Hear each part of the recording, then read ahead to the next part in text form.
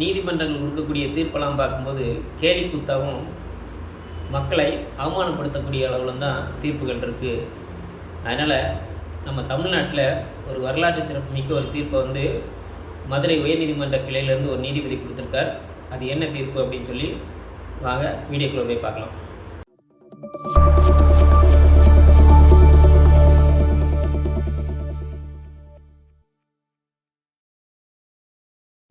வணக்கம்.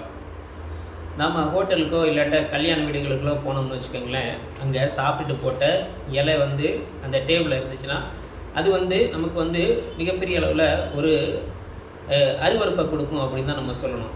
அந்த அடிப்படையில் இருக்கும்போது நம்ம அதை அவங்க க்ளீன் பண்ணதுக்கப்புறமா தான் அந்த இடத்துல உட்காருவோம். அப்படி இல்லைன்னா அந்த ஹோட்டல்களில் இருந்தாங்கன்னா இதை வந்து க்ளீன் பண்ணுங்கப்பா அப்படின்னு சொல்லி அங்கே உள்ளவங்ககிட்ட அந்த பணியாளர்கிட்ட சொல்லி அதை க்ளீன் பண்ணதுக்கப்புறம் தான் நம்ம அதில் உட்காருவோம். காரணம் என்னென்னா அது ஒரு அசிங்கமாக தான் எல்லாரையும் பார்க்கப்படுது. அப்படிப்பட்ட அந்த சாப்பிட்டு வச்ச இலையில் என்ன செய்யலாம்னா, நம்ம இங்கே இருக்கக்கூடிய சூத்திரர்களும் பஞ்சமர்களும் அதில் படுத்து உருளலாம் அப்படின்னு சொல்லி ஒரு தீர்ப்பை வந்து மதுரை உயர்நீதிமன்ற கிளையில் இருக்கக்கூடிய ஜிஆர் சுவாமிநாதன் அப்படிங்கிற அந்த நீதிபதி கொடுத்துருக்காரு. அது என்னென்னு கேட்டிங்கன்னா, கரூர் மாவட்டம் மண்மங்கலம் நெரூர் அப்படிங்கிற அக்ரகார பகுதியில் சத்குரு சதாசிவ பிரமேந்திரர் அப்படிங்கிற ஒருத்தர் வந்து என்ன பண்ணியிருக்காருன்னா, ஜீவ சமாதி அடைஞ்சிருக்காரு. 120 வருஷமாக அவர் வந்து வணங்கிட்டு இருக்காங்களாம். அங்கே வணங்கக்கூடிய அந்த பார்ப்பனர்கள் எல்லாரும் என்ன பண்ணுறாங்கன்னா, அந்த சமாதியை சுற்றி சோறாக்கி சாப்பிட்டுட்டு என்ன பண்ணுறாங்க, அந்த இலையை அப்படியே விட்டுருந்தாங்க. இங்கே இருக்கக்கூடிய சூத்திரர்களும் பஞ்சமர்களும் அந்த இலையில் படுத்து உருண்டு அங்க பிரதர்சனம் செய்யும்போது அவங்களுக்கு என்ன பண்ணுவான், ஆன்மீக பலமும் ஆன்ம பலமும் கிடைக்கும் அப்படின்னு காலங்காலமாக அவங்கள அடிமையாக்கக்கூடிய ஒரு வேலையை வந்து செஞ்சுக்கிட்டு இருந்தாங்க. இது வந்து தப்பு அப்படிங்கிற அடிப்படையில் பார்த்திங்கன்னா 2015 தலித் பாண்டியன் அப்படிங்கிற ஒருத்தர் வந்து அந்த வழக்கு தொடுத்து அந்த வழக்கை வந்து மணிக்குமார் வேலுமணி அப்படிங்கிற 2 பேர் கொண்ட அந்த அமர்வு விசாரித்து இது வந்து வன்மையாக கண்டிக்கப்பட வேண்டியது, இது மனித குலத்துக்கு எதிரானது, இது வந்து மனித மாண்புக்கு எதிரானது, அவங்களோட சுயமரியாதைக்கு எதிரானது, அது மட்டும் இல்லாமல் பொது சுகாதாரத்துக்கும் அறிவியல் மனப்பான்மைக்கும் எதிரானது அப்படிங்கிற அடிப்படையில் அன்றைக்கு தீர்ப்பு கொடுத்துருக்காங்க. அதை வந்து இன்றைக்கி மறுத்துட்டு மதுரை உயர்நீதிமன்ற கிளையில் இருக்கக்கூடிய ஜிஆர் சுவாமிநாதன் என்ன செய்தார்னா, அது வந்து சரிதான், ஏன்னா அது வந்து அவங்க தனி மனித உரிமை, அது மத உரிமை, அதில் யாரும் தலையிடக்கூடாது. அதனால் இங்கே இருக்கக்கூடிய காவல்துறை அவங்களுக்கு வந்து என்ன செய்யக்கூடாது, தடை விதிக்காமல் அவங்களுக்கு பாதுகாப்பு கொடுத்து அவங்களுக்கு அதை சரியாக நடத்துறதுக்கான உரிமையத்தை நீங்கள் வந்து கொடுக்கணும் அப்படின்னு சொல்லி ஒரு தீர்ப்பை கொடுத்துருக்காரு. அந்த தீர்ப்பு பார்த்திங்கன்னா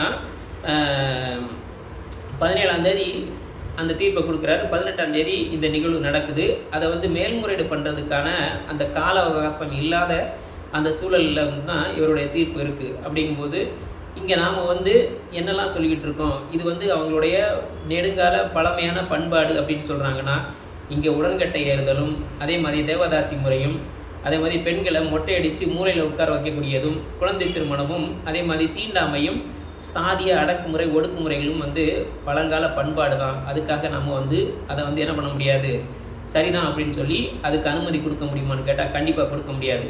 அது மட்டும் இல்லாமல் பார்த்திங்கன்னா, இங்கே இருக்கக்கூடிய இஸ்லாமிய சகோதரர்கள் முத்தலாக், அதே மாதிரி அந்த புர்கானிங்கிறது அவங்கெல்லாம் அவங்களோட மத பண்பாடு, அவங்க காலங்காலமாக அவங்க அதை யூஸ் பண்ணிக்கிட்டு இருக்காங்க அப்படின்னு சொல்லும்போது அதுக்கு எதிராக செயல்பட்டு அதை தடுத்தவங்க தான் இந்த ஆர்எஸ்எஸ் பிஜேபி சங் பரிவார கூட்டம். அப்படி இருக்கக்கூடிய சூழ்நிலையில் அது அவங்களுடைய பழங்காலம் தொட்ட பண்பாடுன்னு சொல்லி அதை மட்டும் ஏன் விடலை. ஆனால் இந்த பிற்போக்குத்தனமான இந்த செயல்களில் எல்லோரும் வந்து கலந்துக்கணும், திரும்பவுமே என்ன பண்ணணும், நாம் பின்னோக்கி போகணும் அப்படிங்கிற அடிப்படையில் இந்த ஜிஆர் சுவாமிநாதனோட இந்த தீர்ப்பு வந்து இங்கே இருக்குது. அப்படிங்கும்போது அது மிகப்பெரிய அளவில் இந்த சமூகத்துக்கு வேதனை அளிக்கக்கூடிய ஒரு விஷயமா இருக்குது. அது மட்டும் இல்லாமல் எப்போவுமே 2 நீதிபதிகள் கொண்ட அமர்வு விசாரித்து தீர்ப்பு கொடுத்த அந்த தீர்ப்பை வந்து ஒரு நீதிபதிகள் வந்து என்ன பண்ண முடியாது, தப்புன்னு சொல்லி அதுக்கு வந்து மறு ஆய்வு செஞ்சு எந்த தீர்ப்பும் கொடுக்க முடியாது. ஆனால் அதுக்கு எதிரானது தான் இவருடைய தீர்ப்பு.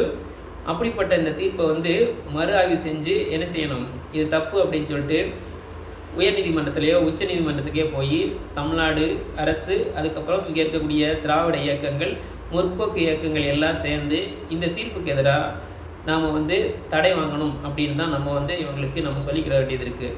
இங்கே இருக்கக்கூடிய இந்த மக்களை வந்து திரும்ப திரும்ப அடிமைகளாக, பார்ப்பன அடிமைகளாக, பிற்போக்குவாத சக்திகளாக இவங்களை மாற்றுறதுக்கான தொடர்ந்து இந்த வேலைகளை இந்த நீதிபதிகளோட வழியாக இங்கே செய்யப்படுது. அப்படிங்கும்போது அது இந்த சமூக நீதி மண்ணுக்கும் இந்த பெரியார் மண்ணுக்கும் இந்த சமூக நீதி அரசுக்கும் மிகப்பெரிய அளவில் கரும்புள்ளியாக அமையும் அப்படிங்கிறது தான் மிகப்பெரிய உண்மை. இந்த உண்மையை தெரிஞ்சுக்கிட்ட இங்கே இருக்கக்கூடிய தமிழ்நாடு முதலமைச்சர் உள்ளிட்ட இந்து சமய அறநிலையத்துறை அமைச்சர், அறநிலையத்துறை அதிகாரிகள் எல்லாரும் சேர்ந்து இதுக்கு எதிராக வழக்கு போட்டு இதில் ஜெயிச்சு இந்த மண்ணில் வாழக்கூடிய இந்த மனிதத்துக்கு மாண்பையும் மரியாதையும் வாங்கி கொடுக்கக்கூடிய ஒரு வேலையை தமிழ்நாடு அரசு செய்யணும் என்று கேட்டுக்கொண்டு, இது போன்ற சமூகம், அரசியல், பொருளாதாரம் மற்றும் விளிம்பு நிலை மக்களின் குரலாக ஒலிக்கும் தாடிக்காரன் தடி யூடியூப் சேனலை லைக் பண்ணுங்கள், ஷேர் பண்ணுங்கள், கமெண்ட் பண்ணுங்கள், அப்படியே சப்ஸ்கிரைப் பண்ணுங்கள். மானமும் அறிவும் மனிதனுக்கு அழகு. நன்றி. நான் குமார்.